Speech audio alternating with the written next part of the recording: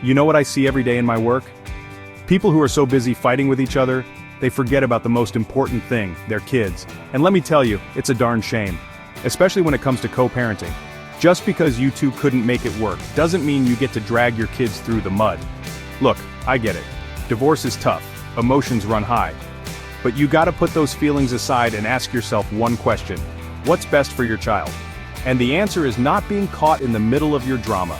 It's about providing them with stability, consistency, and a healthy environment. That's why I'm here to tell you about setting healthy co-parenting boundaries. We're gonna talk about how to communicate effectively, respect each other's time, and put your child's needs first. Because at the end of the day, that's what matters. This is about taking control, folks. You're not at each other's throats anymore, so let's act like adults and make a plan. This ain't about winning or losing, this is about what's best for your child. First things first, you need to sit down with your co-parent and agree on a schedule. When does each of you have the kids? Who's responsible for pickups and drop-offs? Get it all down in black and white.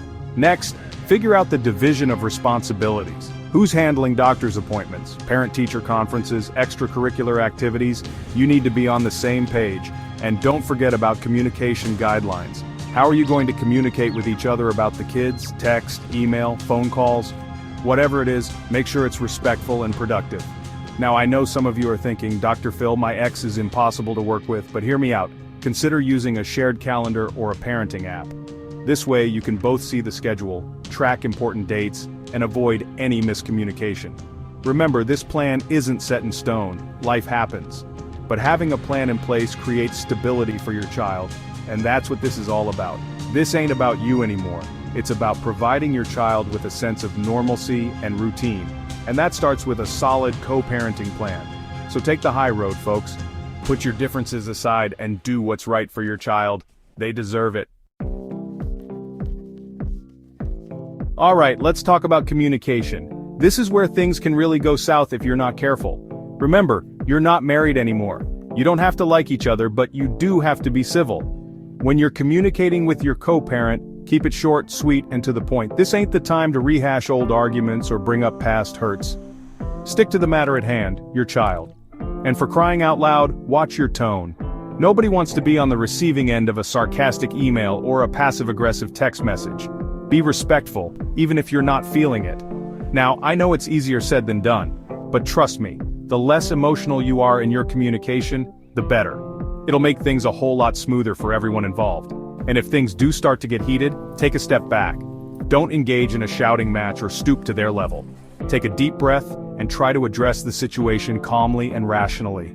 Remember, your child is watching and learning from your example. Do you want them to think it's okay to communicate with disrespect and anger? Of course not. So be the bigger person and show them what healthy communication looks like. It's not always easy, but it's always worth it.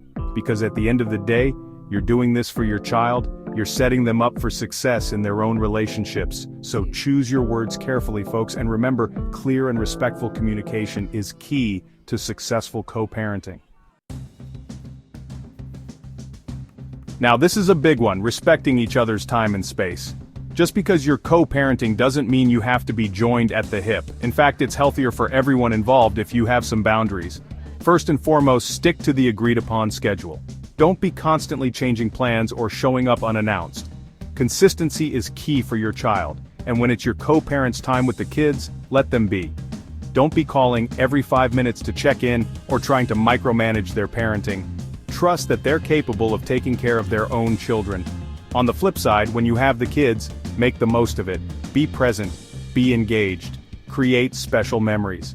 This is your time to bond and connect with your child. But don't forget about yourself. It's okay to have a life outside of co-parenting. In fact, it's essential. Take some time for yourself to relax, recharge, and pursue your own interests. Remember, you can't pour from an empty cup. You need to take care of yourself in order to be the best parent you can be. And when you're both rested and recharged, you'll be better equipped to handle the challenges of co-parenting. You'll be more patient, more understanding, and more likely to make decisions that are in the best interest of your child. So set those boundaries, folks, respect each other's time and space, and don't forget to take care of yourselves. It's all part of being a responsible and effective co-parent. Healthy co-parenting boundaries create a better future for your child. By working together, respecting each other's roles, and communicating clearly, you can create a supportive environment where your child thrives. Remember, it's all about what's best for them. Let us know your thoughts in the comments. And don't forget to like, subscribe, and share to help other co-parents on their journey.